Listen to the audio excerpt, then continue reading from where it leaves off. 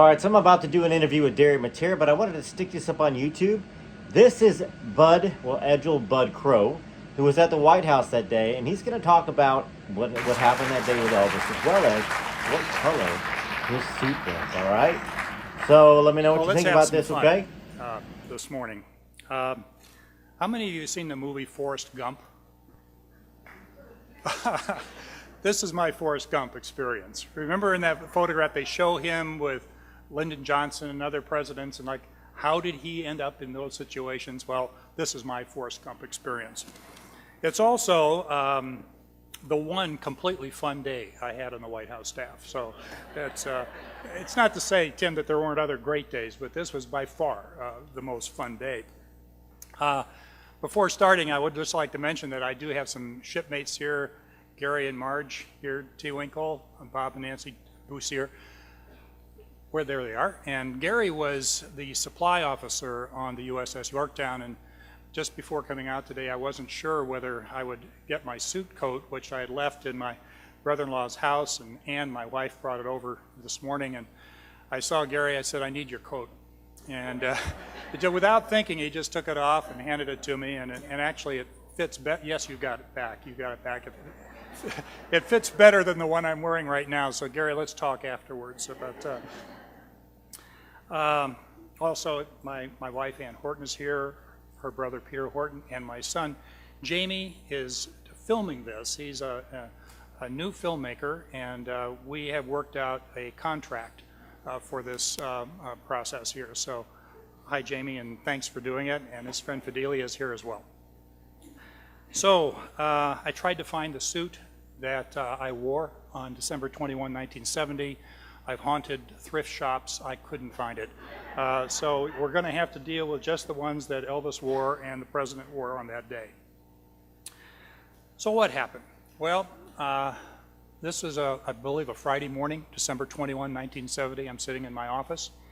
I've had two staff meetings, one at 7:30, one at 8 o'clock, getting ready for the day, and I get a call from Dwight Chapin. Dwight Chapin is the appointments secretary to the president. He said, "Are you sitting down?" "Yeah, I'm sitting down." "The king is here."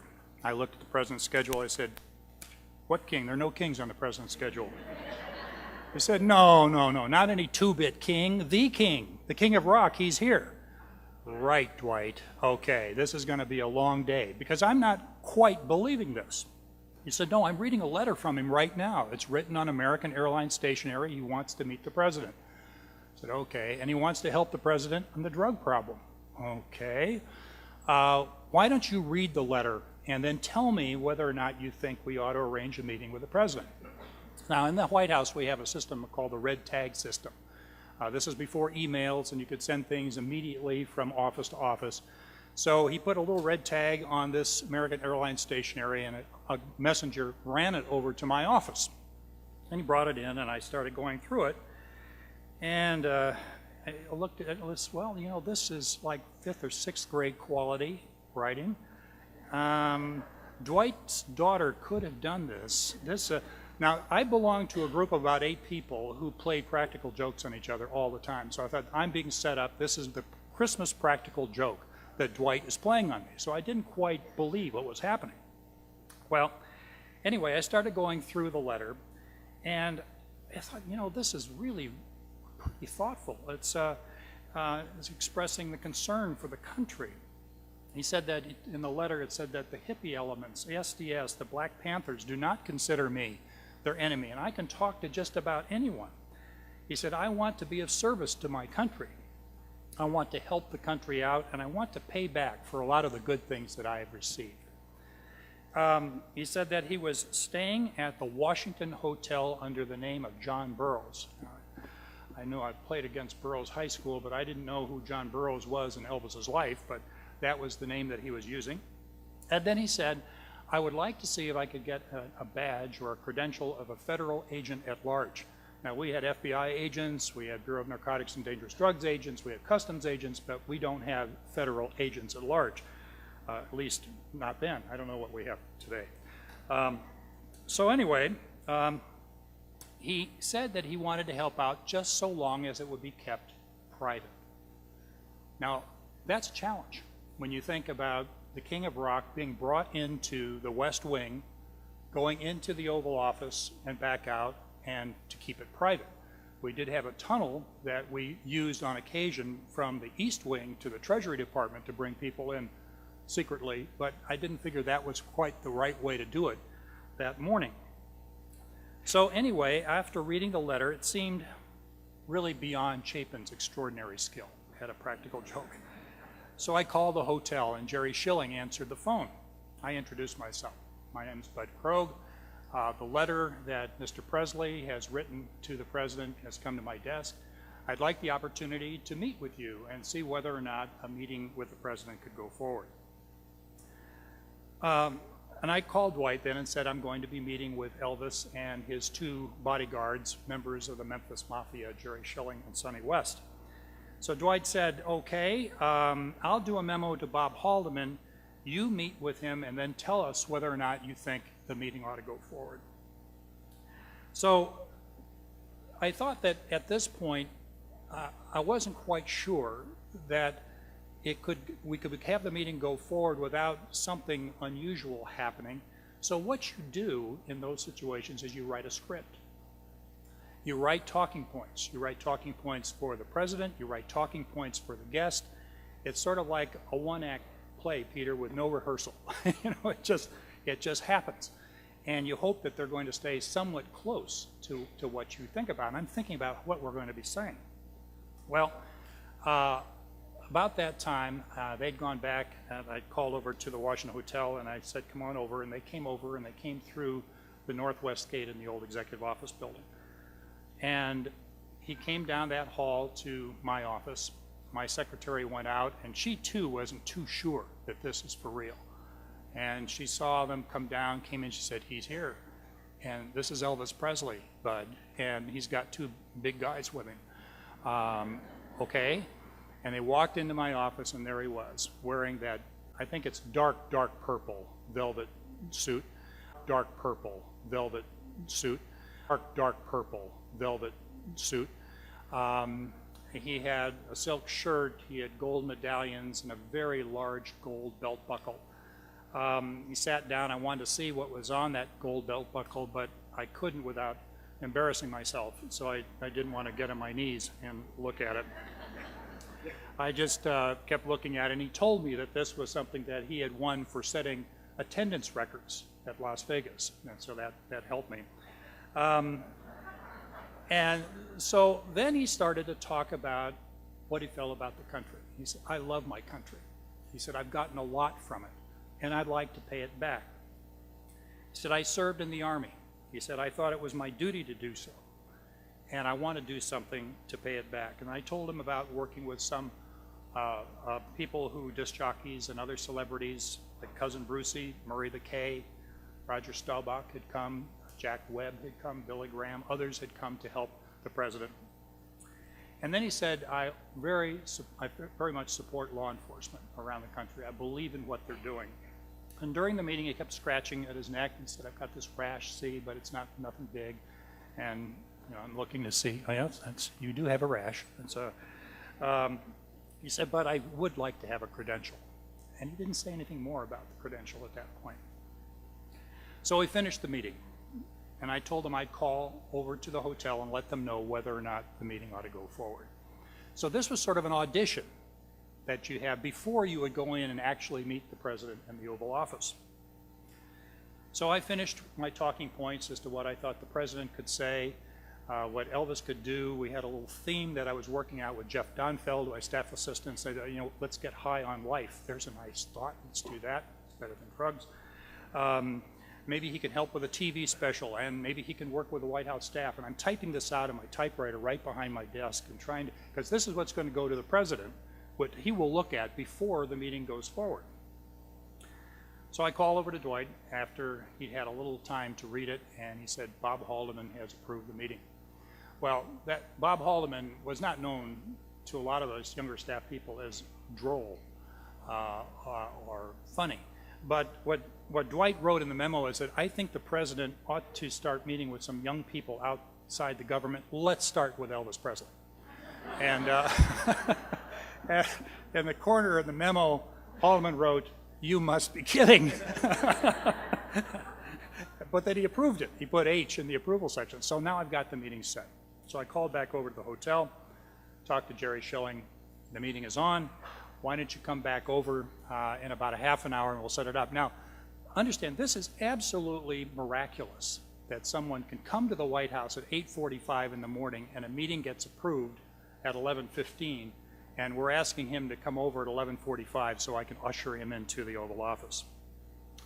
So they said they would be over there. Jerry Schilling was a little giddy. He was so excited about this. He said, Elvis will be very happy. We're really looking forward to it. I'm looking forward to it, a little excited. And I think this is where you can have full disclosure. I was a huge Elvis fan then, and the thought of taking Elvis in to meet the president was just absolutely fantastic.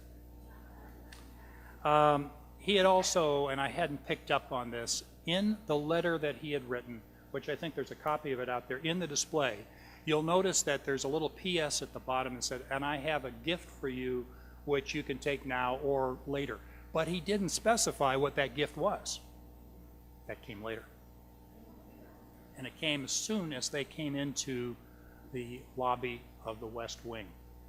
I got a call from the head of the president's security detail, Bill Duncan. We've got a little problem, bud. I said, well, what's that? He said, well, Elvis has brought a gun with him. This is a very nice gun. It's a World War II Colt automatic. It's got all these battles inscribed on the barrel. It's a beautiful gun, but they're bullets in the display case. But you know we can't let him take a gun and bullets into the Oval Office. Oh my gosh, you're right. That's a problem. So I figured, well, I've got to go over there and explain that we can't do it. So I jogged across West Executive Drive over to the lobby, and he was there, and the Secret Service had commandeered the gun. Elvis was not holding it. And I had to explain, no guns in the Oval Office is standard policy around here. It's not personal to you. We just don't let people go in armed. And he took it. He said, well, I just want him to have it. I'll mention that I brought this gun. I said, that's just fine. But I said, now what usually happens is that a gift like this, and it's a magnificent gift, and is it a display item? Which item is it? It's the one behind the barbed wire. The one? Yeah, you can't get in and reach it. You can't touch it. You don't like guns. That's very wise. So.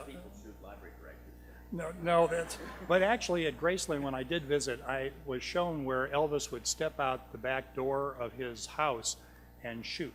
And he had sort of a range there, and I think the neighbors were concerned about some of the bullets. So anyway, he accepted the fact that the gun wasn't going in and that it would end the president's library, and here it is.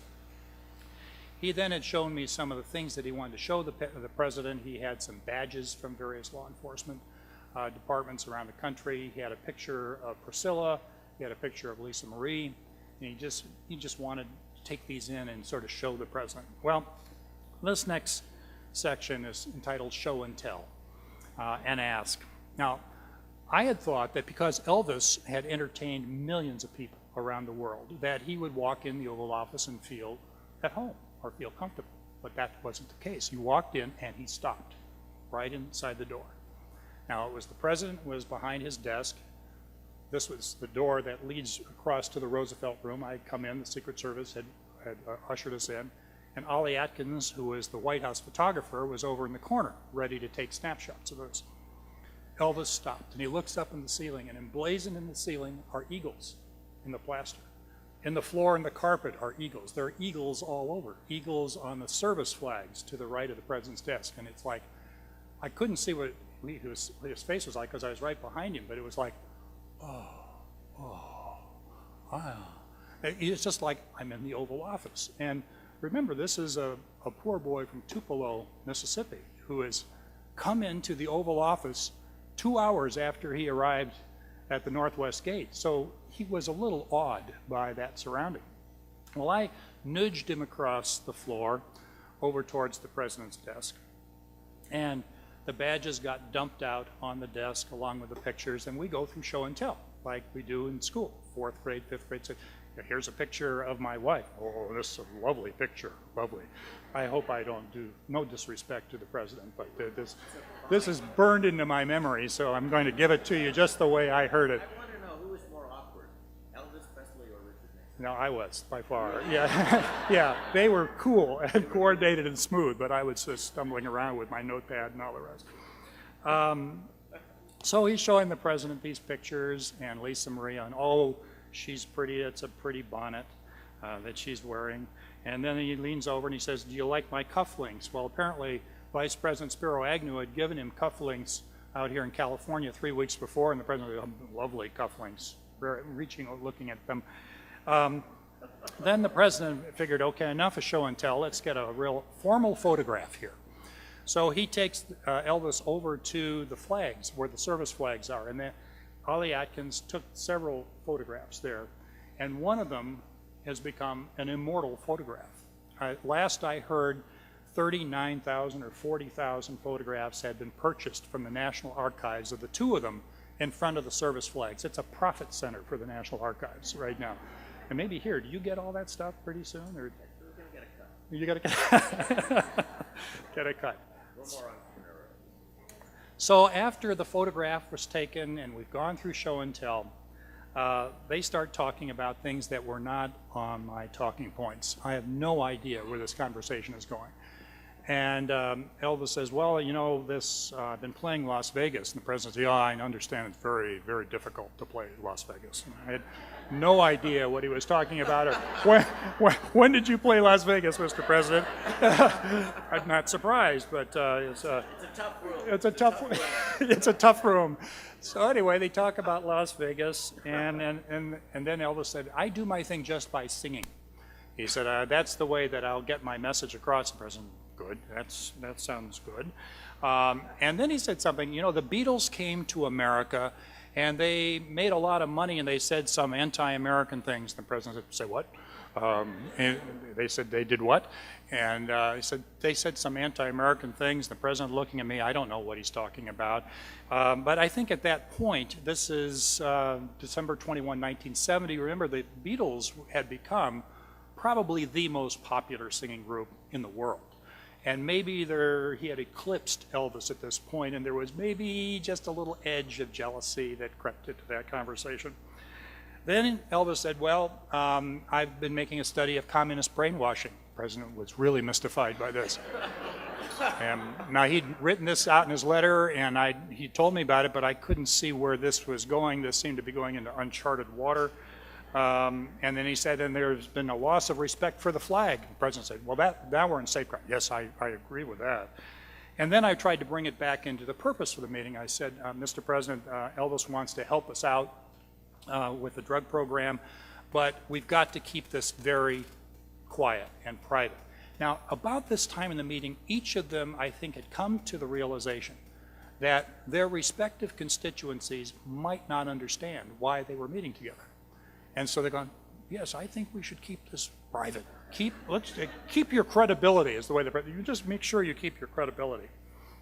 So then the question gets popped. Elvis looks at the president and said, Mr. President, can you get me a badge from the Bureau of Narcotics?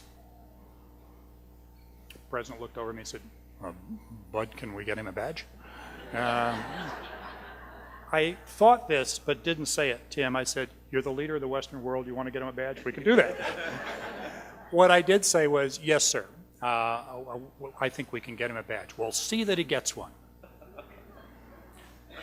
Now, I haven't seen this before in the Oval Office. Elvis was so overwhelmed with this and so joyous, he stepped forward and he grabs the president with his left arm. And he's hugging him. Now think of yourself, if you're a young staff person in the Oval Office, watching the King of Rock, hugging the President of the United States. They've never met each other before. You're thinking, this is the last meeting they are ever going to let me organize around here. Can you believe this? So anyway, they stepped back, and then Elvis said, would you be willing to meet my bodyguards? And the President looked at me and said, Bud, do we have time for that? Yes, Mr. President, we have some time for that. I mean, you're in this deep. You might as well just finish it off, right? I mean, it's just The end of your career the anyway. end of my career anyway. So let's go out in a blaze of glory. So anyway, in came, I went to the Secret Service agent asking to bring in Sonny West and Jerry Schilling, 2 members in good standing, as I mentioned, of the Memphis Mafia. And the president looks at him and says, well, you got a couple of big ones here, Elvis. And they're all standing around and not knowing what to do. And the president realizes now it's time to have them go. And the way you do that is we're going to give them something. So the president goes behind his desk and he opens the bottom left-hand drawer. Now, the gifts are arranged in that drawer according to value. If you're just coming in and you won the 4-H Club Award for Best Cow in Nebraska, the president will probably give you a golf ball. You might get a tie clip that is made out of brass, but towards the back of the drawer are the 16-karat gold cufflinks and the pins, the very nice pins. I mean, valuable stuff. Elvis didn't get to be the king of rock by not knowing where the gold is.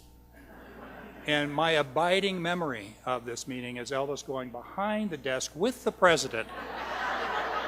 I had never seen anything like it. They're rummaging through the drawer together.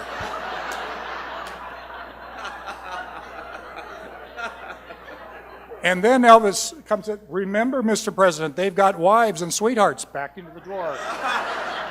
Out came pins and tie clasp and cufflinks, golf balls, paperweights. And the president's looking over like, he's cleaning me out, kind of thing. And they have their hands full like this. I mean, Elvis is stuffing the badges and pictures back into his cape. They've got all these gifts, and they're going over to the door. They are just beside themselves. The president's figuring, I've been fleeced. It's just nice to see you guys, fellows. Thanks for coming in. And they walked out. That was the Oval Office part of it. Well, there are some sequels that happen here. As I walked out of the Oval Office, I realized the president has promised him a badge from the Bureau of Narcotics. So I called over and talked to John Finlater. John Finlater was the deputy director of the Bureau of Narcotics and Dangerous Drugs. And I said, John, Elvis has just met with the president. He said, wow, but did the president agree to give him a badge? I said, well, yes. How did you know? Well, he was here beforehand. He asked me for one. I turned him down. Bud, we can't give him an official badge. I said, no, not an official badge. Just get him an honorary badge. But the president wants him to have a badge, and could you bring it over to my office at 2 o'clock this afternoon? He said, well, I guess it's not too bad to have been overruled by the President of the United States.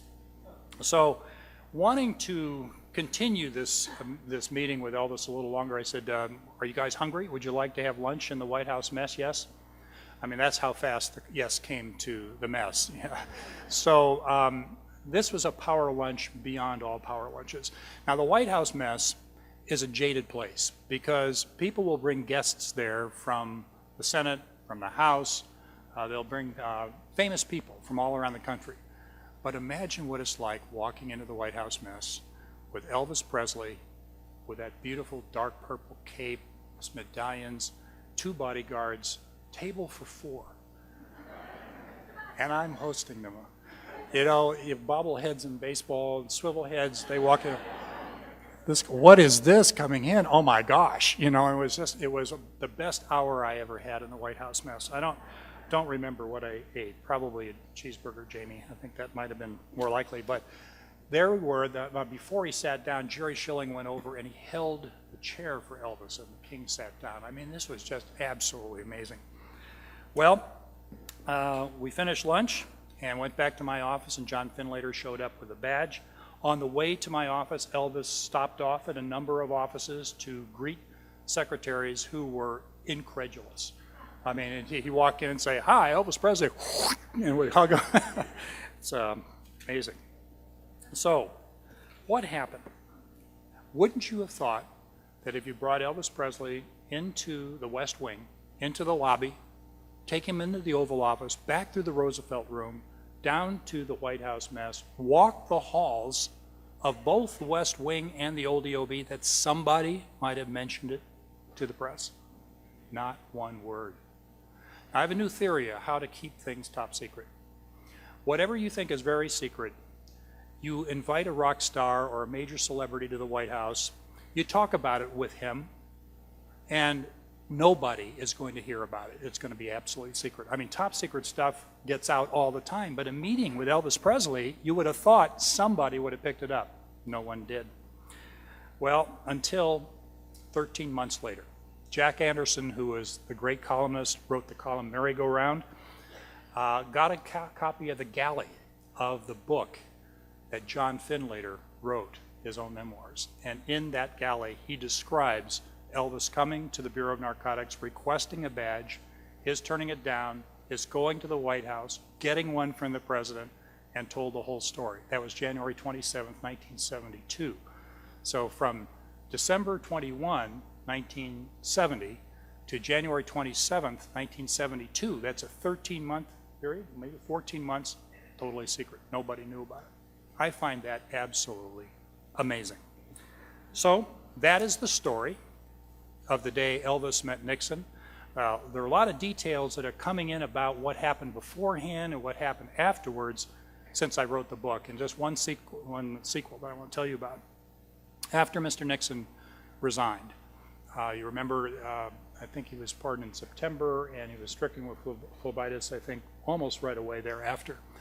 And he was in a hospital here in Long Beach, and Elvis called him up. And he said, I'm thinking about you, praying for you, hope you get better. And 2 years later, Elvis was in a hospital. Mr. Nixon called him up, wished him well, said, I'm praying for you.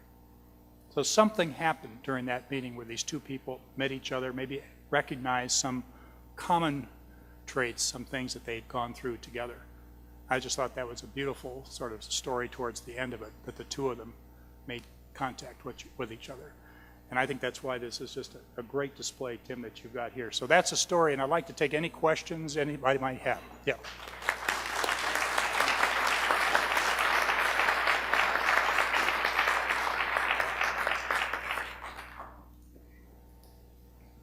Did the president ever receive the gift from Elvis Presley, the gun? Yeah, what happened was during the meeting, that's a good question, did the president ever receive the gift? Elvis told him that he had this gift for him during the meeting, and said what a nice gift it was, and it was a great gun. And I had already explained to Elvis that that would likely end up in the president's library at some time in the future, where everyone's going to have the pleasure of seeing it. And that's exactly what happened. So I don't know whether he ever went out and, whirled it around in fast draw or anything like that, but it was something that went into the repository where they would keep mementos and gifts to the president right away.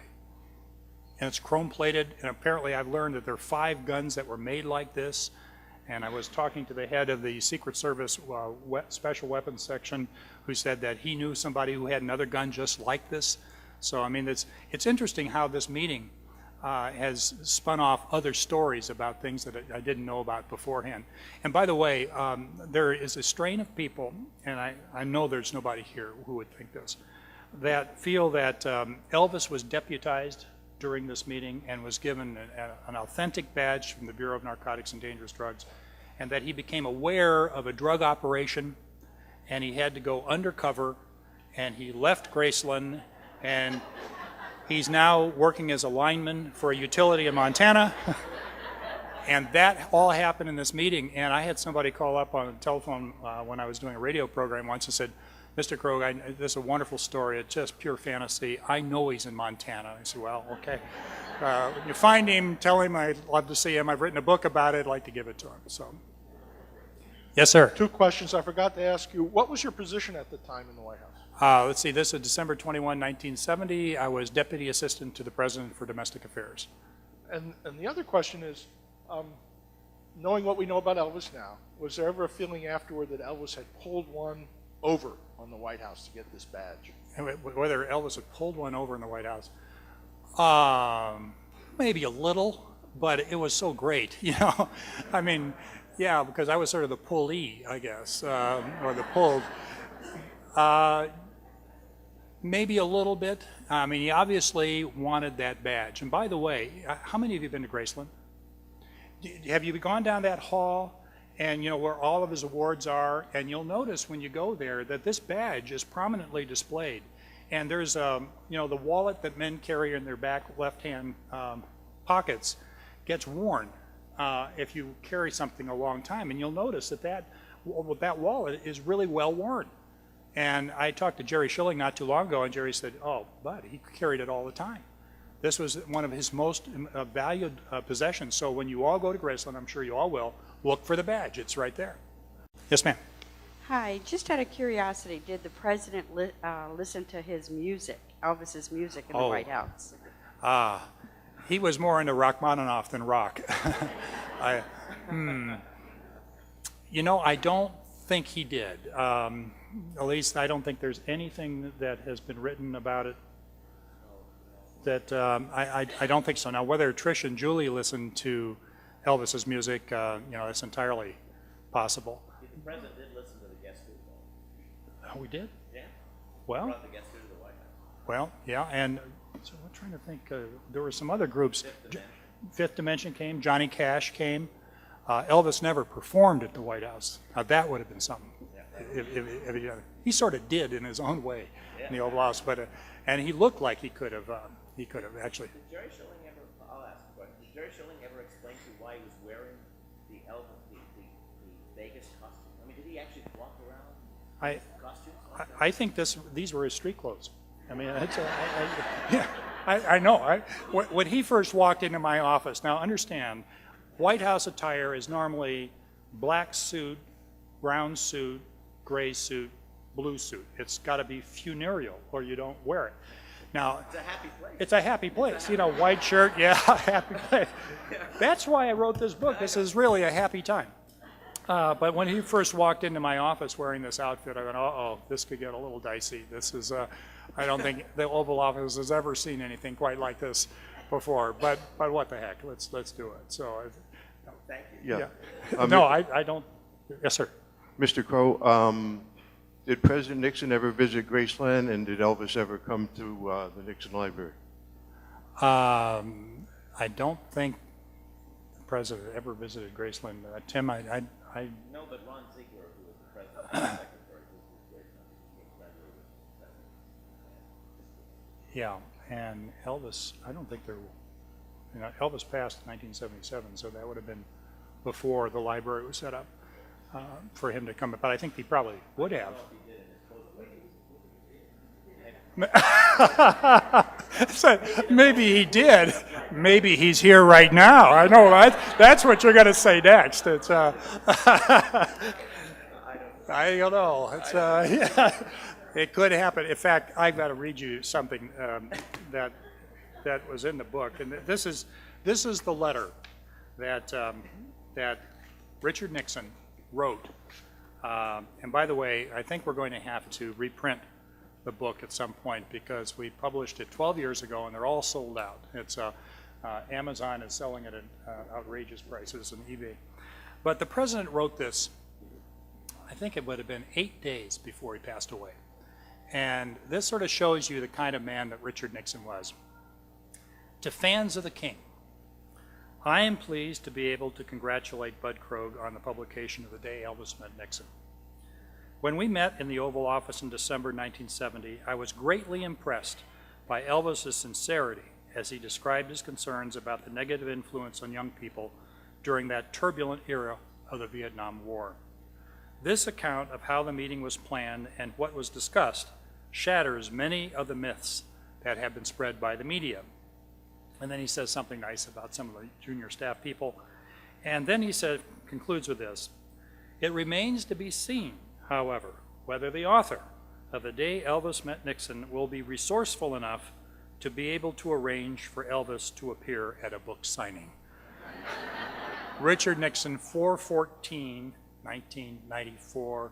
I think it might be one of the last letters that he ever signed and sent out. But the very fact that he would reach out to someone writing really a short little booklet about this and want to be part of it, I mean, shows you, I think, the character of Richard Nixon looking after the people that worked for him.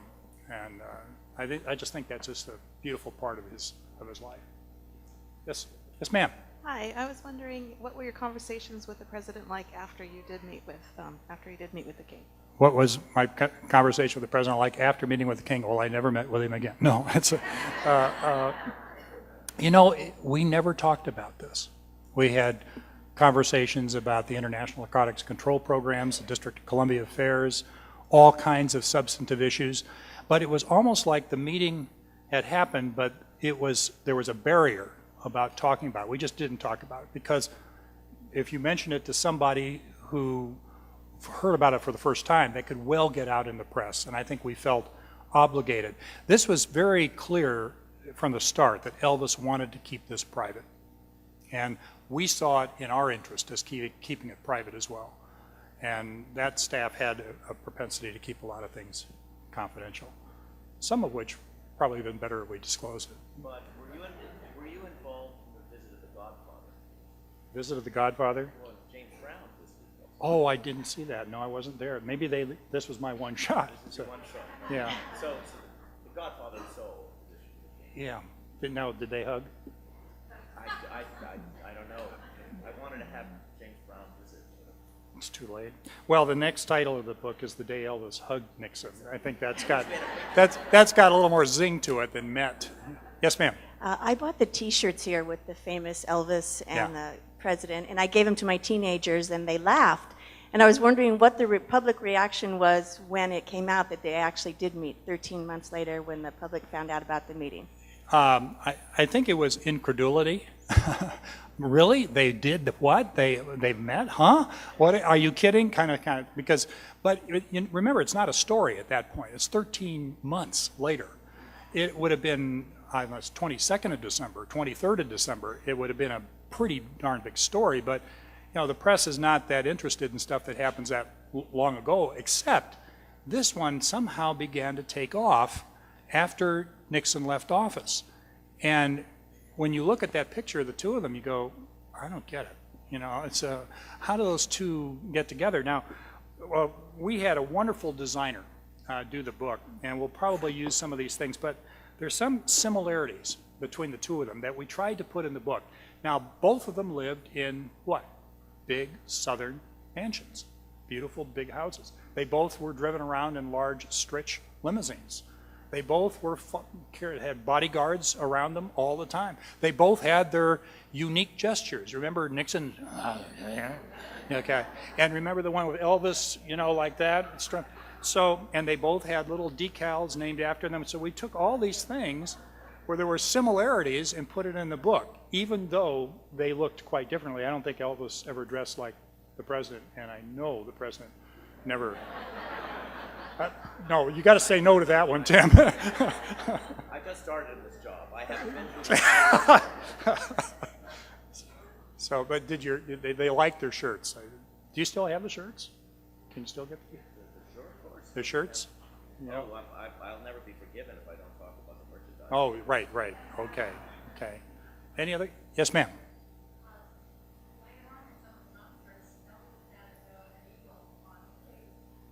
Really, an eagle on his cape? Maybe that really made an impression. It's because the Oval Office is festooned with eagles. We've got eagles everywhere in that place. It's a fairly scary place. I mean, I was always scared when I went in. I mean, it's just. So I'm not surprised that Elvis was a little frightened when he first walked in. Any other questions or observations? Or yes, ma'am.